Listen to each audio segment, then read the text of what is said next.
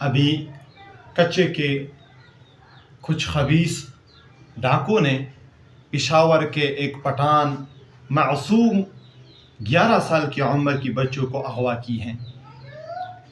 تو میں اس موقع پر کچے کے ڈاکو کو پیغام دینا چاہتا ہوں، اس کو ایک میسج دینا چاہتا ہوں کہ یاد رکھنا، اسی سندھ کے علاقے میں ایک وقت میں راجہ داہر کے زمانے میں جب بحری قزاقوں اور بحری سمندری ڈاکوں نے ایک مسلمان حج پر جانے والی، کشتی پر جانے والی، حج پر جانے والی ایک مسلمان عورت کو قید کر دیا تھا، تو اس وقت پھر اس عورت نے، مسلمان عورت نے وقت کے مسلمان حاکم حجاج کو پکارا.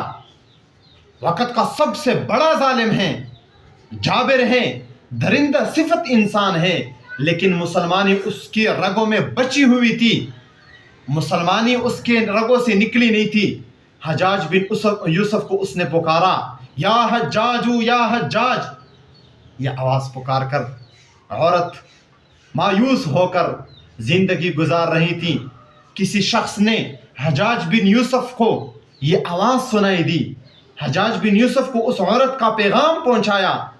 وہ مسلمان عورت جو راجہ داہر کی حکمرانی میں کچھ ڈاکوں نے، سندھ کے ڈاکوں نے اغوا کیا ہوا ہے، آپ کو پکار رہی ہیں.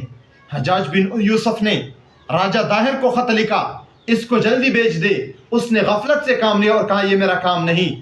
تو حجاج بن یوسف نے محمد ابن قاسم، 17 سال کی عمر ہے، معصوم بچہ گویا کہ ہے، بچہ جوان ہے، محمد ابن القاسم 17 سال کے جوان کو بھیجا. کچھ لڑکے دے کر، کچھ بچے دے کر، کچھ جوان دے کر کے بھیجا اور کہا جاؤ اس عورت کی فریاد رسی کے لیے چلے جاؤ. محمد ابن قاسم یہاں پر آئے، اس عورت کا فریاد رسی کرتے ہوئے پورے کے پورے پنجاب کو اور سندھ کو فتح کر کے رکھ دیا اور عورت کو آزاد کر دیا. تو میں آج ان ڈاکوں کو پیغام دینا چاہتا ہوں کہ اسی سندھ کے اور جنوبی پنجاب کے ڈاکوں نے، قزاقوں نے جیسے ایک عورت کو حجاج بن یوسف کے دور میں قید کر دیا تھا، ڈاکہ ڈال دیا تھا، اور پھر محمد ابن قاسم 17 سال کی عمر کے لڑکے نے اس کو آزاد کرایا تھا.